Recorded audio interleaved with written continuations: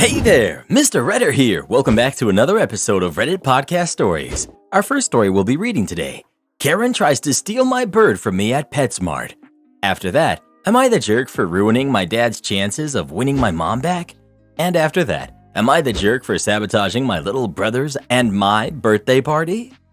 Now for every thumbs up this video gets, one Karen does not get to steal anyone's bird. Do ducks count? Ducktails, woo! So please smash that like button and subscribe and turn on notifications for new stories from Reddit every single day. Karen tries to steal my bird from me at PetSmart. Be careful taking your bird out in public. Someone may try to steal it. I decided today would be the perfect day to pop the harness on Isadora, my sulfur-crested cockatoo, and take her out to PetSmart. I needed a pack of Aspen for my baby chicks anyway. Got her in the carrier in the car, and on the road we went. She did remarkably well and didn't even get car sick. But you know what tiny detail I forgot? People talk to you when you bring your bird to the store, whether you want them to or not. I'm very good at dealing with people. Years of retail work, restaurant work, admin, etc. have trained me in the art of small talk. The PetSmart workers were fantastic, actually. Asked the basic general questions, no one asked to pet her, everyone kept a respectful distance and didn't overwhelm her, or me. Other customers though? Oh no. There was one woman in particular. She told me she had a scarlet macaw, a Hans macaw, and a Goffin cockatoo at home. She stopped me to chat, asked about my bird, and I gave the condensed version of her story. Isadora is almost 16. She came from an older couple who wanted a younger home for her, etc. She's doing great. She's the love of my life, etc. She asked, "So, she's almost 16 years old? How long have you had her?" I said for 4.5 months now. "Have you ever had a cockatoo before?" "No, she's my first large bird, and I couldn't have been luckier." This woman, who was only in her 50s probably, so she's only a little older than I am. I'm 39 female.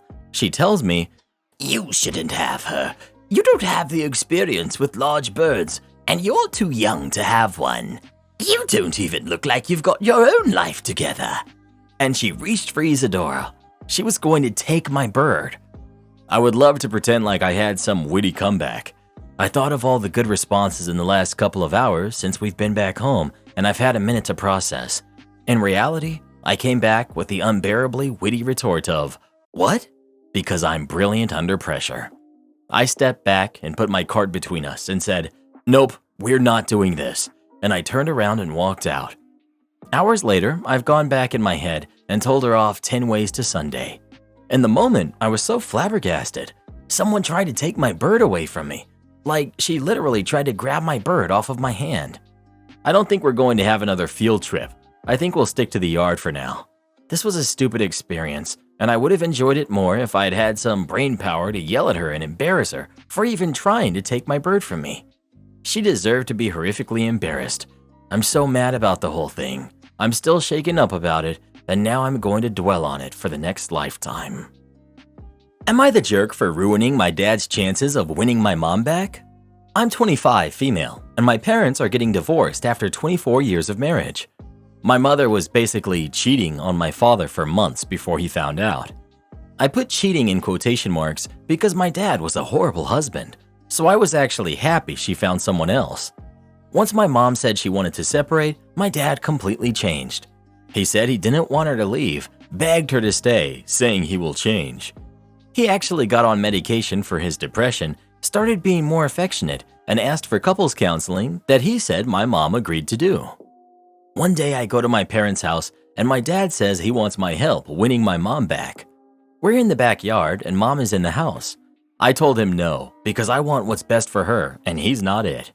He said that he has severe depression, and saying that he's bad without acknowledging how depression can affect a person isn't right. He said he was disappointed because if the genders were reversed, I would admonish him for cheating and breaking the vow of marriage. Now this is where I might be the jerk. My dad is doing everything he can to win my mom back, so I said that while I won't help him, I wouldn't interfere in his plans and would stop talking about him with her. Me and my mom talk a lot about how crappy of a husband my dad is. At one point in the conversation, he says, in a calm tone, "I know you're not going to like this, but I'ma say it anyway. When one parent gives you gifts and takes you on trips and buys you things, of course you're going to side with them, even if they're wrong, because you don't want to lose that. This made me so angry. I have a genuine friendship with my mom, whereas even though my dad was a fantastic father, stay-at-home dad, gave us everything we ever wanted or needed, I don't necessarily enjoy being around him. I hang out with him sometimes out of obligation, but it's very forced, and I know he can tell, and he's told me this hurts him in the past. I basically went off saying, "Forget you," and "How dare you," and that he had no right to question my character, and the reason I like my mom more is because he's no fun, unmedicated, he's rude and rigid, and it has absolutely nothing to do with money. I'm screaming, but up until this point, our conversation was calm, and we were almost whispering so my mom wouldn't hear. My dad keeps trying to shush me, but I don't let up. I go to my mom and tell her what he just said, and he keeps looking at me saying, "Why are you doing this to me? I can't believe you're doing this to me. We were just having a calm conversation." I say I'm leaving, and my mom gets in the car with me. Later, my dad says that after my blow-up, my mom no longer wants to go to couples therapy. Am I the jerk for blowing up and making it harder for my dad to win my mom back? Edit. I'm editing this to add that the reason I'm so involved is because both my parents talk about the other to me. My dad started first, and my mom only got involved when I asked her if she was mistreating him in any way he was claiming, but they're both wrong for this. Other important info. My dad told me my whole life that he has bipolar disorder, and that's why he was so messed up. I've sent him books and podcasts and articles and lectures for years about this disorder. I made my entire family start therapy 2 years ago, and I said that my only request for my dad is that he get medicated because he knows he has bipolar disorder. He laughed and said, "I was waiting for you to say that. I'm not even bipolar." The therapist then got a little curt with me and said I shouldn't armchair diagnose just because I was a psych major. My dad just nodded along. This is just one of his serious manipulations, but he does it to me often, and that's why our relationship is fractured. Not the jerk. It was wildly inappropriate for your dad to request your help getting back together with your mom. Their marriage is their business, not yours. Not the jerk. Your dad was trying to manipulate you and your mom, and you did the right thing calling him out. You didn't ruin his chances to do anything. He's been doing that for years and just wants a scapegoat to blame his actions on. Not the jerk. Witness tampering comes to mind. You were good. You offered not to work against him. Then he exhibited the same type of horrible behavior as previously. Your being furious at him was a direct result of his actions and verbal attack. You were justified in feeling insulted and reacting to this. When all he had to do was just keep quiet after your offer and accept the win, he simply couldn't resist again showing you who he was. Your father trying to pin your mother's decision to not try therapy on you does seem to be part of his normal behavior pattern. Not the jerk. Your dad sounds like a total jerk. I'm also glad your mother was cheating on him, and I don't blame her one bit. This really reminds me of my own sorry excuse for a father. He also claimed he had mental health issues, and of course wanted to play the victim when my mother left him. Like, dude, you're a 40-something-year-old white dude living in America, and you seriously expect me to feel sorry for you because of your mental health? He thought paying my college loans would magically cause me to want a relationship with him. But once they were paid, I still went no contact, and I suggest you do the same. You're the jerk. I'm so disappointed in the way people are talking about the father in this story. Just because he's a man doesn't mean that he's immune to mental health issues. The fact that so many of you are excusing the mother's cheating and even cheering it on while simultaneously mocking and ridiculing the father, it just shows the hypocrisy that our modern society has been programmed to accept. I know I'll get downvoted to heck for pointing out this double standard, but I'm just disgusted to be honest. You all know darn good and well that if the roles were flipped, you'd be singing a completely different tune. Am I the jerk for sabotaging my little brother's and my birthday party? Me and my little brother have very similar birthdays. My brother's 12th birthday is today, while my 17th birthday is 2 days from now. Because of this, starting from when I was about to turn 5, after my brother was born, I've always remembered that my family has officially stopped celebrating on my actual birthday, and they rather prefer that we celebrate both of our birthdays on my little brother's birthday. And whatever compromise that I have, my parents had always dismissed. Like when I asked if we could celebrate on the day that's between our birthdays, my parents would respond that it would be rude to my little brother to celebrate his birthday late, but celebrating mine earlier isn't. Or when I asked if we can just have two separate birthdays, my parents have stated that that was a stupid idea because that wasn't cost-friendly and it was too time-consuming to have two separate birthday celebrations, especially since the birthdays were so close to each other. It's gotten so bad to the point that no one in our extended family even remembers when my own birthday is, because everyone believes that me and my brother have the exact same birthday, which makes me hate how close me and my brother's birthdays are. So for this birthday, I ended up doing some changes for this year. With the money I saved up, I ended up buying a decorated cake that said, "Happy birthday, brother's name, only," and I switched it with, and got rid of, the cake that had both me and my brother's name on it. I ended up hiding all of the pink decorations and leaving behind only the blue ones. And I also made sure to scribble off my name from anything I can get my hands on, like the banners, invitations, letters, etc., so that only my brother's name and information was on it. And on the day of the party, I rejected any gifts towards me and stated that, since it's my brother's birthday today, we should be celebrating his day, since I hate celebrating my birthday on a day that isn't my actual birthday. This caused a mixed reaction to a lot of family members, but it ended with many respecting my wishes and focusing on the birthday boy. My brother was the only one that was completely happy about it, probably because this is the first time that he was able to celebrate a birthday that was his own, and he enjoyed getting all the attention for himself. My parents, however, were livid at me for being petty and childish enough for wasting my time and money, and especially their money with all the vandalism that I did, sabotaging this party. In addition to that, they were also mad that I made them look bad, because a lot of our family are giving my parents flack for making it look like they're prioritizing my brother over me, as well as complaining that my insistence that they focus on my brother on his birthday to be unsettling and worrying. I mean, I think I may have gone overboard just a bit, but I don't think I did anything that wrong. Am I the jerk here? Not the jerk. Well done. And the best thing is that your brother was thankful. Next year you will be 18, and after that, you can celebrate any way you want. Not the jerk. And this almost belongs in malicious compliance. You didn't explicitly steal the spotlight from your brother, you made it about him. Brilliant. And you didn't make it look like they're prioritizing your brother. They are prioritizing your brother. You just let the rest of the family see it. Not the jerk. Good job.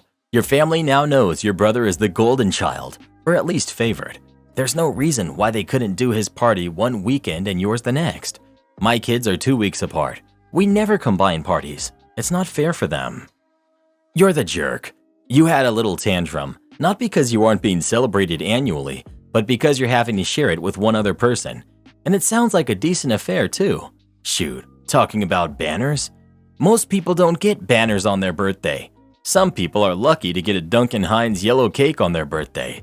Also, cut the crap. Stop acting like you care about your brother getting his solo birthday.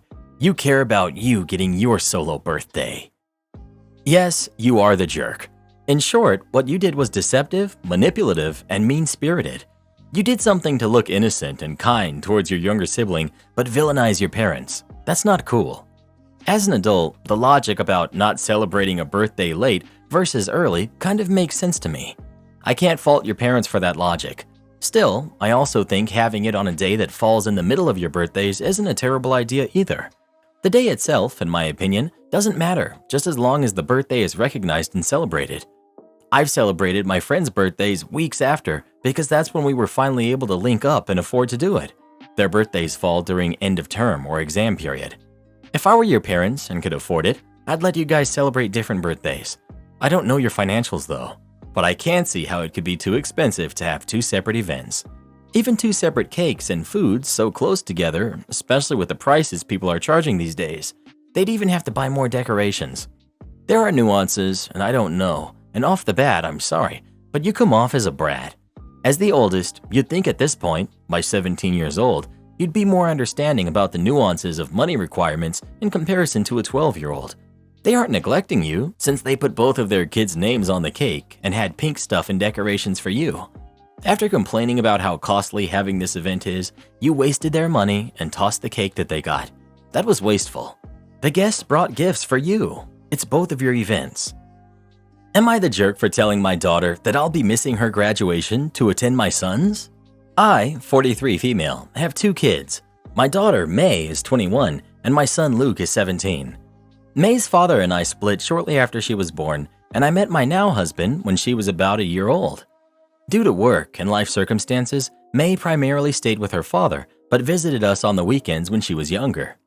She's an incredibly bright girl. She has an AA, she's about to graduate with her BA, and she's been accepted into a master's program that starts in the fall. I'm so proud of her, I can't say that enough. My son Luke is graduating from high school this year, and I found out that his graduation is a few days after my daughter's. We don't live very close by anymore, so it would be back and forth flights, which just doesn't feel practical. Since May is getting another degree, I've told her that I'll attend her next graduation, but this time I'm just going to attend her brother's since graduating high school is such a big step. May seemed a little upset at first, but she told me it was fine and that she understood. My ex called me later and told me that I wasn't considering May's feelings in the slightest. Her high school graduation in 2020 was canceled due to lockdown, then her ceremony for her AA was virtual for the same reason. So now that she's finally having one, my not going has really hurt her. I told my ex that I'd go to her next one, and that it's not fair that I just not show up for her brother. He says that it's more than possible for me to come see her graduate and then fly back in time to see my son do the same. My thing is that yes, it's possible, but it isn't practical. May told me herself that she is a little upset about it, which is why she vented to her dad, but she apologized for making it an issue. I don't know how to feel about this now. Am I being the jerk here? ETA. My daughter found this post, which wasn't my intention, but I did reach out to her to apologize for not being considerate of how this was going to make her feel. I'm going to fly out earlier to spend more time with her and to attend her graduation ceremony. You're the jerk. It isn't fair to pick between your son and daughter. If it's possible to go to both, then you should, even if it doesn't seem practical. My other question is, why is it even relevant of which parent she grew up with primarily? Both are your kids. It shouldn't matter if she grew up with her dad. Agreed.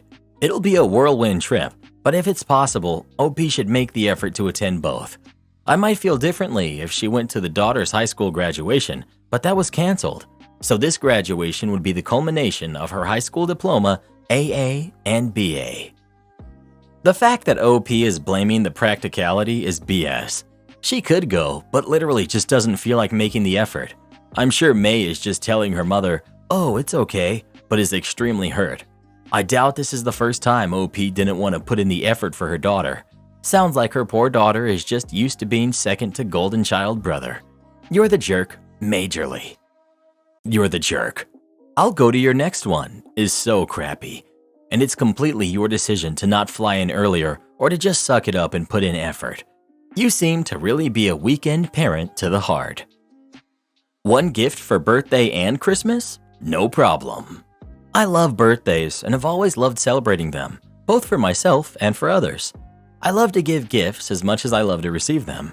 But I was born in December, so it's always been an uphill battle getting people to celebrate mine or separated from the religious holidays happening that month. For me, it's not about the gift, but the principle. I've had several friendships where I was expected to help plan and pay for expensive gifts, dinners, trips, etc. for a spring or summer birthday, only to be told what an inconvenience it was to have to do something for a December birthday. I've been called greedy, childish, and have even had people ask me why I can't just combine my birthday with someone else to make it easier. It makes the friendship feel one-sided and makes me feel like an inconvenience. I don't get so upset about it anymore, but I do have some firm birthday rules. 1. You don't have to get me anything, but if you do, just pick one, birthday or Christmas. Keep them separate. 2. Whatever the agreement is, let's make it mutual. If no birthday gifts the agreement, it should hold for all birthdays involved, not just the inconvenient ones in December. Well, a best friend and I recently got into an argument about it because she felt I was being selfish for wanting 2 gifts in the same month. When I said we don't have to do birthdays, she insisted that she should get a separate gift for her birthday in March because it's a different time of the year. I pointed out that this was unfair, but she wouldn't hear it. I jokingly said in the end that if she gave me one gift for the month, I would purposely wait until March and give her an empty box for her birthday. She said sure, go for it. And as promised, she gave me one gift for both days and told me to stop being so childish. So March comes around and she has a little get-together, and the time comes to open gifts. When she unwrapped mine and saw that it was empty, I said, "Merry Christmas," and she got really upset. She said I was being petty and childish and that I was going out of my way to ruin her birthday. The other guests seemed really upset too, and some of our mutual friends want me to apologize. I'm refusing to do so, and we haven't spoken since. Your friend's logic doesn't make sense. Either everyone gets to celebrate Christmas and birthday separately, or no one does. My son has a birthday December 30th, awful for planning parties, so we usually hold the family birthday mid-January. He gets separate gifts always. My wife is from December 23rd, so she insists on separate gifts. Get new friends who aren't selfish jerks. Am I the jerk for taking just my nephew to fun places and not my stepniece and nephew as well? My brother has an 8-year-old son, Caden. Caden's mom passed when he was a baby. My brother married Simone 2 years ago almost, and they have blended families. Simone has Bella, who's 10, and Archie, who's 9. Bella and Archie's dad passed when they were 4 and 5.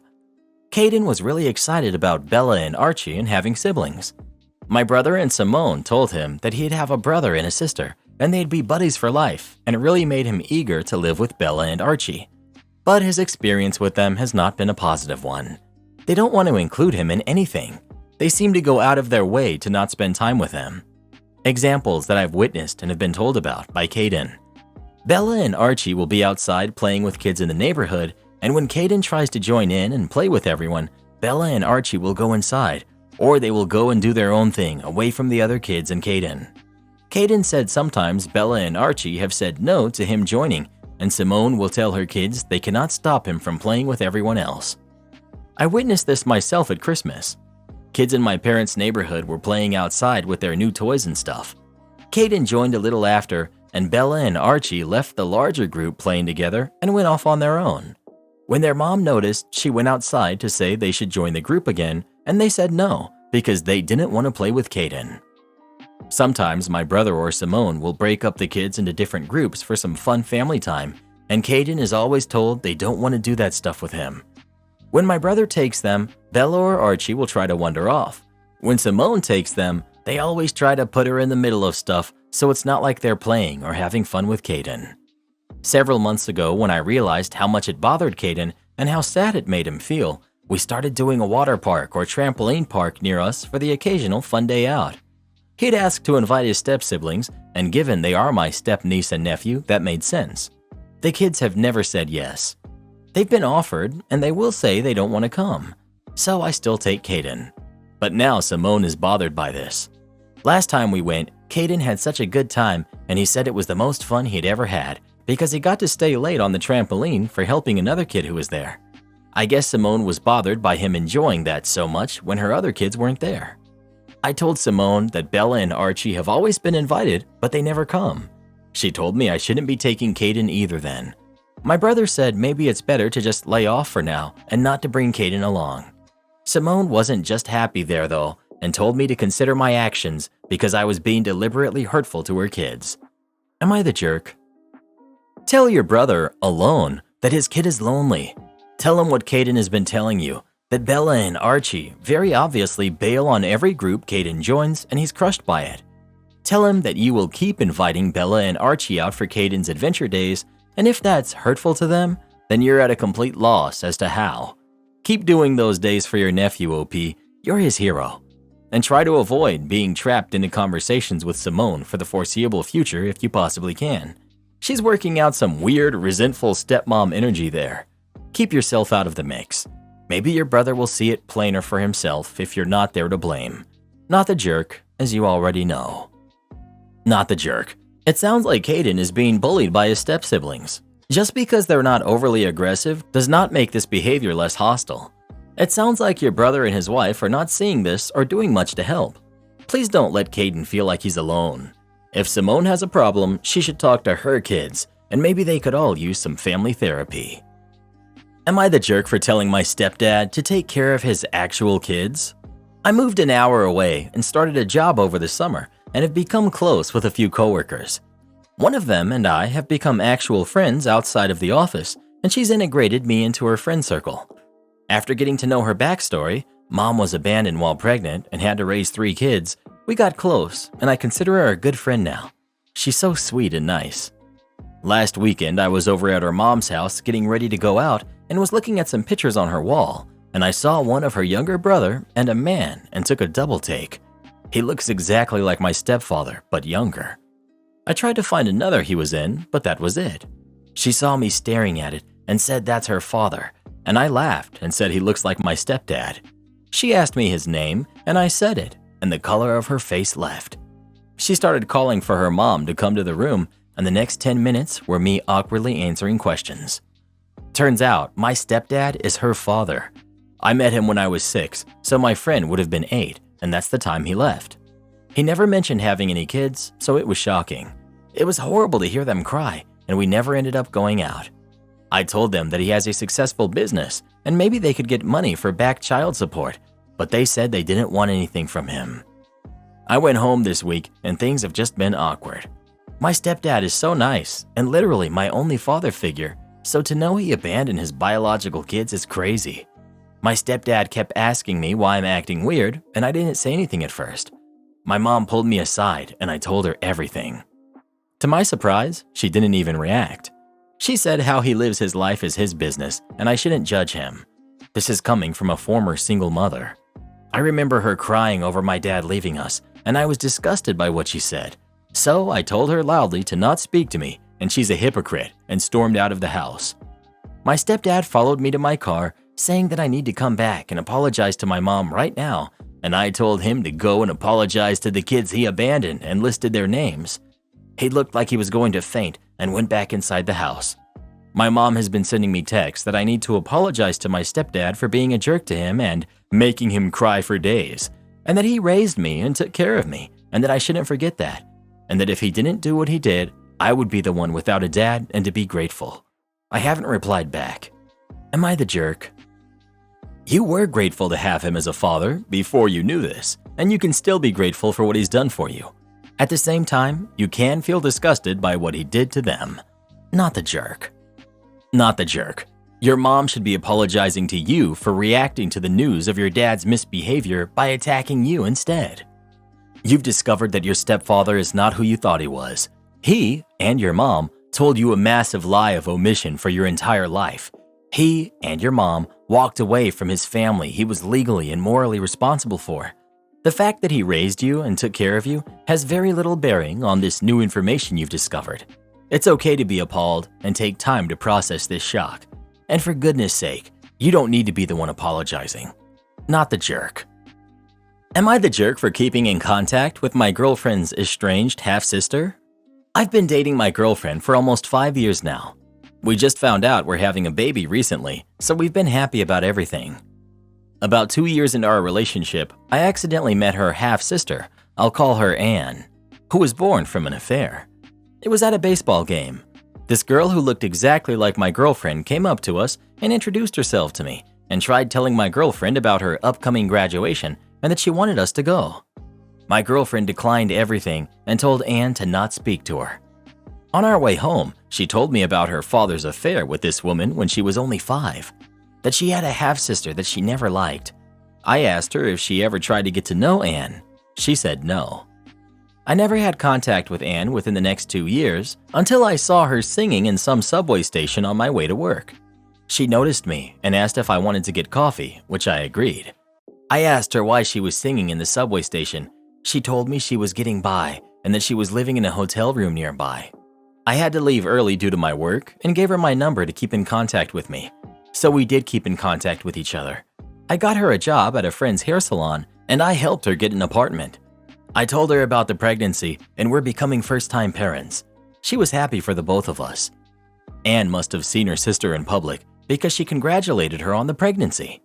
My girlfriend hated that she knew and said she didn't want me to be near her again. I was given an ultimatum to stop all contact with Anne or leave my pregnant girlfriend. I only felt bad for Anne because I was homeless at a young age and I saw a lot of me in her. I gave her the support that I wished I was given. You're the jerk. Your girlfriend made it super clear that this was a boundary for her. You've gotten yourself involved to a degree that goes way beyond keeping in contact which would have already been crossing a line. The boundaries are for the girlfriend. She can't extend her boundary to him just because she's uncomfortable. Frankly, if I was the boyfriend, I would be more concerned on why my girlfriend has no sympathy for her half-sister, considering she didn't choose to be an affair child. She doesn't have to have a relationship with her half-sister, but stopping the OP from having one is just hostile. Considering that she still chooses to visit her father, she's made her views on affairs pretty clear. On top of all of this, she's assigning ultimatums? His girlfriend does not seem responsible or even empathizing enough to have a kid. She absolutely can extend those boundaries to him. What if this wasn't her sister, but an ex who had mistreated her? If this was his sister, she would be wrong to demand no contact. But it's not. It's her person, and she has every right to try to set that boundary. If this was an ex or someone who had hurt her, that's an entirely different scenario though. This girl hasn't done any harm to his girlfriend. She's just existing with the consequence of their dad's poor decisions. How does his being kind to her have any bearing on his girlfriend? It sounds like she's too much of an indirect communicator to just tell Anna that she doesn't want to talk to her or have a relationship with her, and instead is trying to control her boyfriend's relationships. She doesn't have to feel bad for her, just because they're accidentally related. No one owes someone their love, consideration, or thoughts. OP getting the person a job and an apartment was way over the line. Keeping in touch is one thing, but he's doing too much. And it's a little weird to start a relationship with his pregnant girlfriend's half-sister when he was told not to, and then to continue maintaining it. He's getting nothing but grief, so unless they're hooking up, he needs to knock it off or lose his girlfriend. You're the jerk. The thing I never understand about these types of situations where busy-bodied people go around helping the estranged family of people they supposedly love is the question of loyalty. You know your girlfriend doesn't want anything to do with Anne. Why did you feel the need to have a relationship with Anne? I don't believe for a moment that you go to coffee, help with employment, and exchange phone numbers with every homeless person you see in the subway. Why this particular girl? Especially when you knew your girlfriend wouldn't want that. Have you no loyalty? Your girlfriend doesn't want yet another avenue open to Anne to get into her life. Why did you feel the need to pave the highway? Yes, you are the jerk for keeping in contact with a person who meant nothing to you, but you still build a relationship with, knowing your girlfriend wouldn't want it. Such a huge breach of trust against your partner. You're the jerk. Sure, we can all say OP has the right to make his own decisions, blah blah blah. But had the OP been honest with the girlfriend, I would have agreed. However, you went behind her back. It's almost as if you cheated on her with the product of a cheater. I'm sure that's the way she sees it.